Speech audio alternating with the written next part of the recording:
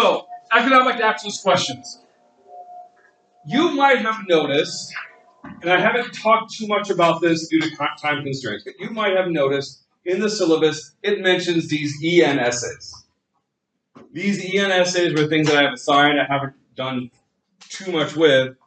But the idea is they are examples of what you are going to be doing later in the semester. A bit of background. Do you recall the conversation we had about, did I talk about why is Braille on driver ATMs? I wonder if I talked about that or not. Why is there Braille on driver ATMs? Does anyone have any idea? Blind people can't drive. What's going on, Liam? That's the ADA requirement for. So that is possibly what's happening, but there is an economic argument that even if there was no ADA requirement, there would still be Braille on driver ATMs. To not have to manufacture the ATMs. Yeah. Tell me more. Why leave off the Braille when you already have the tooling and everything to put it on, and it makes no difference in cost to do it, so why change the workflow to remove it? Exactly. Right. There's no benefit to having there's no benefit to removing the Braille. There is a major cost. And now you have, not only would you have two different, you'd have to change everything out, but you would have two different inventories. And now you're handling these two different inventories. And there's all this room for error. And it's just, there's huge cost, there's no benefit. So this is an example of, hold on, I'm trying to adjust this. Maybe that'll be better. Okay, this is an example of a simple cost-benefit analysis.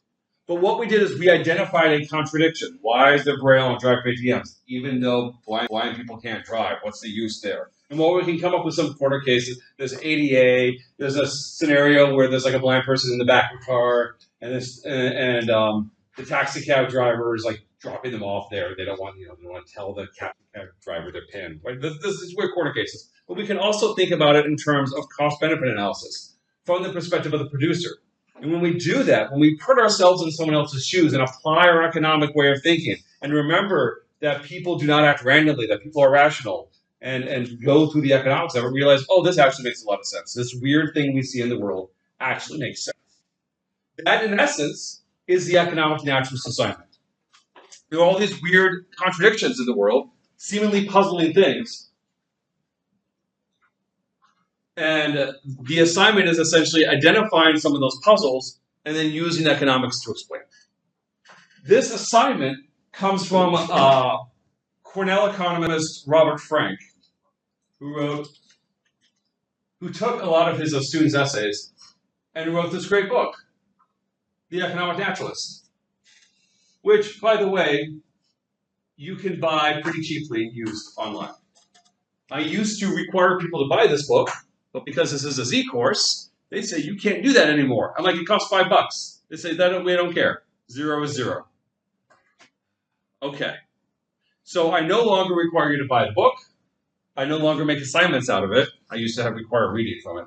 I do have a copy of the book. I have 2 copies of the book in my office. If you ever want to borrow one, you're welcome to it. But essentially, it opens with that Braille driver ATM one.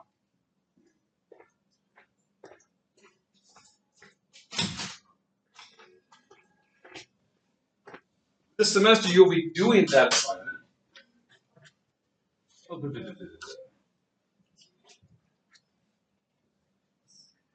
Which is why, because I can no longer require you to buy this book, I just started taking essays from the past that students have given me that were really good. I made some edits for content and clarity, and then I include them here. So this is sort of some of the reading that I have been very subtly encouraging you to do, that I'm sure many of you haven't been doing, that maybe in order to incentivize you to do, it might show up on the exam. There's questions like, why does Europe have more roundabouts than America instead of stoplight intersections? Right? What's the deal with that? Or, let's do one of those. Why have automakers been following California's strict standards for vehicle emissions when making cars rather than following the federal EPA's vehicle standards, right? Why are they being harder on themselves than they have to be? And so you see we have like about 18 pages of questions. Like 18 pages. Of essays, I should say, of sample essays.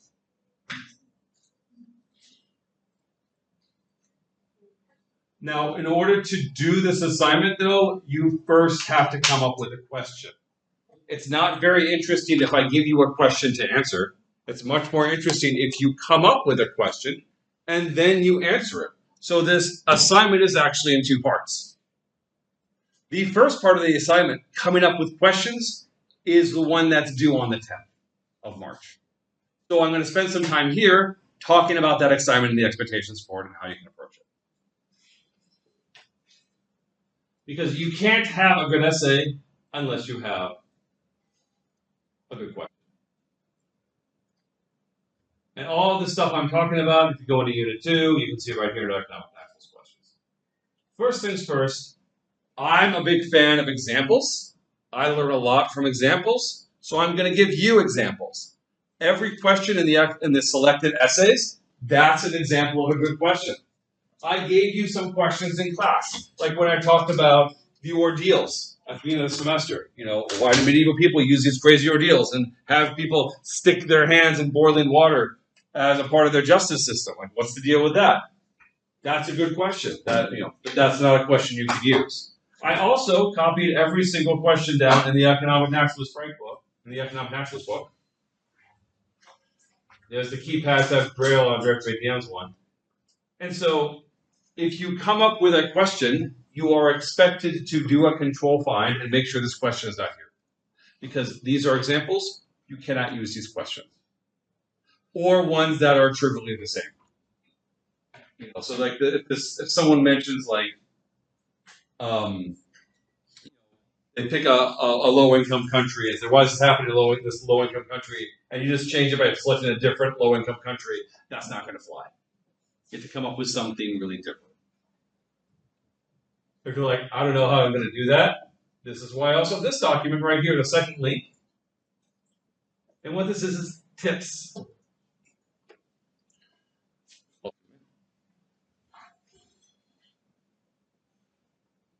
One, you want these to be positive, not normative questions. A positive question is one about facts. Why is this thing happening? A normative question is about values. Why should the U.S. do this or that? So I will get questions like, should the U.S. have free college? It's like, that's an interesting question, but that's not a good puzzle. There's no, it's not, it's a policy thing, not an application. Yeah. So where are the tips on? So if you go to, yeah, and then you should, that one right there, that link, this document, yeah.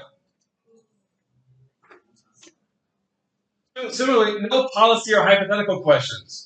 So, like if you're saying, if something happens, what will happen then? If this thing happens, what will then happen? It's like, I don't know, that's kind of beyond, I mean, that's not really what we're looking for. That could be an interesting question, but not for this assignment.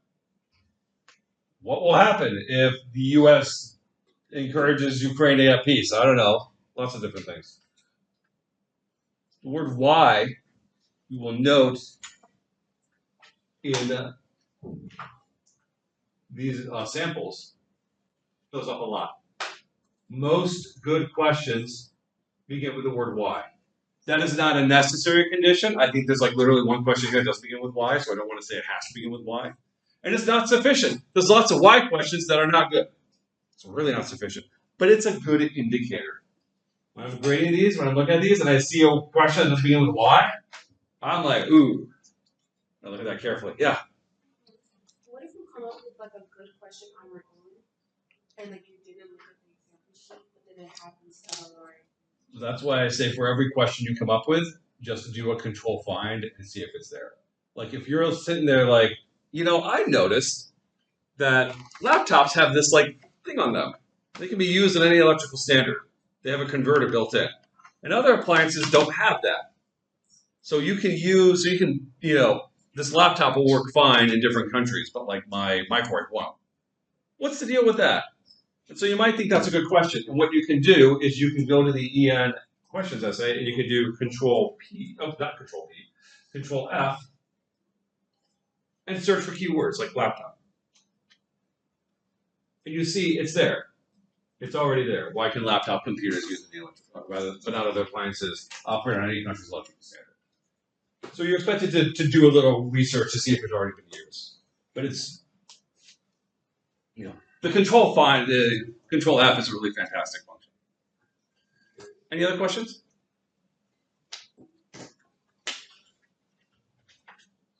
Okay. Well, let's go back in here. So nothing too vague. Some people will ask things like, why does product cost more than this other product? Like they don't mention the products. They literally say things like, why do some foods cost more than others? Like that's not a question I can do anything with. That's too vague. You want to specify, you want to be very specific, you want to focus. Make the puzzle clear. So speaking of which, if you ask why can any laptop operate in any country's electrical standard, that's not great by itself. But then you say, while other appliances can't, now you're identifying a contradiction. I will get questions like, why are stop signs red? And I'm like, why wouldn't they be red? I don't see a puzzle there. What's going on? Right? A good puzzle has an element of contradiction. And so including, like when I say make the puzzle clear, I mean make that contradiction clear. Or why do cleaners charge so much for women's shirts? That doesn't really tell you much by itself. What do you mean by so much? But saying they charge more for men's shirts, right? Now you are comparing and you're showing the contradiction, the weirdness. What's going on there? Wording matters. To keep the puzzle clear, think in terms of exactly how you're wording your question. So I will get stuff like, why do some restaurants give away free bread? It's like, well, that could be a good question, but you realize it's a good question because you use the word some. That implies there are restaurants that are doing it and restaurants that are not. If it turns out you're comparing two things that are boring, why does, the sit-down restaurant do it, but McDonald's doesn't? Well, like, you don't really have that. That's really weird. Like, I wouldn't see why that would be a puzzle. But if you're find two seemingly similar restaurants and one does and one doesn't, that's the basis for a contradiction. So I avoid use the word some, and I would be specific about what you're talking about, because you can paint yourself into a corner. Keep it short. Again, people ask me, is this literally just an assignment of questions? Yeah. It's literally just questions. Specifically, it's 3 questions. Was that your question, Edward? Yeah, how many questions? 3. If you want to throw in a 4th, I'll look at it, but it's not required. Consult others. Once you have your question, run it by somebody. If they think the answer is obvious and you can't challenge them, probably not a good question. I then also give you some bad questions in this document. So I got this question a lot versus, why is organic food so expensive? Why is organic food so expensive? Because of what?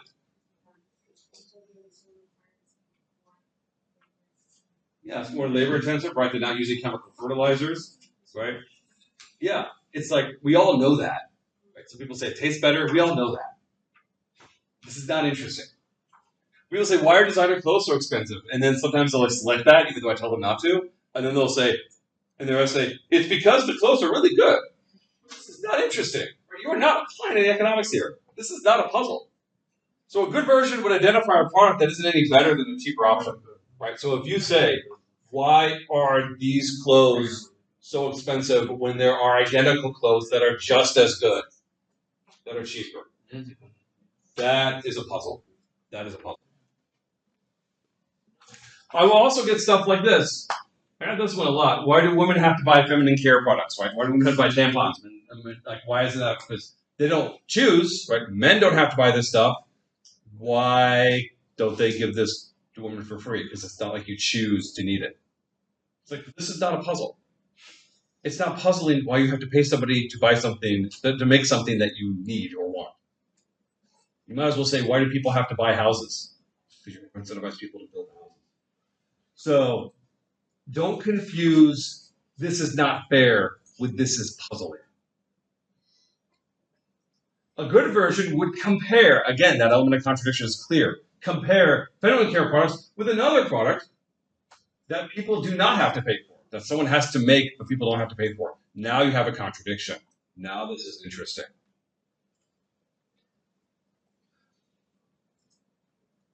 Why do barcodes have black lines? I don't know. Why wouldn't they have black lines? Black lines seem pretty logical. What's going on there?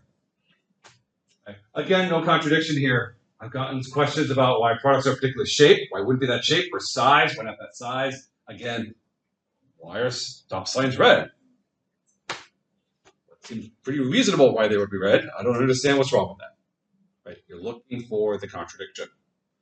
Oh, this one. Sometimes they find a contradiction, but it's not really a contradiction. Why does Finland have, this is a little one I have once, why does Finland have a high literacy rate compared to Afghanistan? Why does Finland have a high literacy rate compared to Afghanistan? What? Stability? Yeah? Right? It's like Afghanistan, it's like hard Afghanistan is a very unstable country. It's hard to see people invest in a lot of reading when they're trying to survive. What are you saying? Oh yeah, I was just saying like the education spheres like Yes, well, why do you think it's more robust in Finland? Or more capable? Why have more people more in school? Because of stability. Yeah. They're wealthier in Finland. Right. The incomes are higher, right? Like, so I don't think this is a really great question, right? They're very different. Let's just say countries. This is a great question because Finland and Afghanistan are very different countries. One is much wealthier, yada yada yada. Good version of this question would select two seemingly similar countries, and then if there's this big gap in literacy rates, that's an interesting question. But you need to start with two seemingly similar countries. What are you doing? And then people will say, why do grocery stores keep candy by the registers? Again, I think we all know why. Right. It's not really puzzling. A good version would identify an alternative impulse item that's never by the registers. I don't know what that impulse item is. If you find one, that's a great question. Does anyone have any inquiries about this assignment?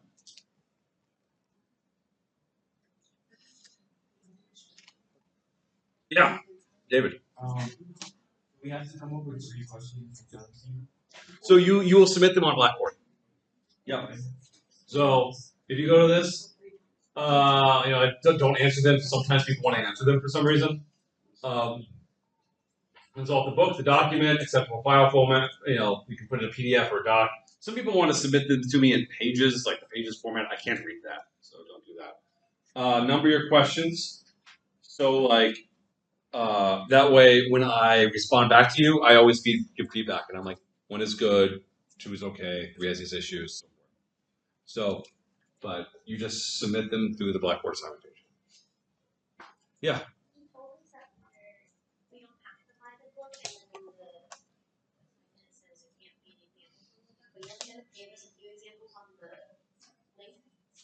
No. We have to like what if it aligns with the book but we never read the book? Every single question from the book is on this document. Oh, on that. Yep. That's why I tell you control find. Control it. Any other questions? Yeah, Lynn. When is the actual paper due? I don't know, whatever it says in the syllabus. So, looks like it's due on the 21st of April. Oh, okay. Yeah. So I need to buy myself some time because I got to read 3 times 30 times 5 questions. I'm teaching 5. So be patient. Any other questions? Great.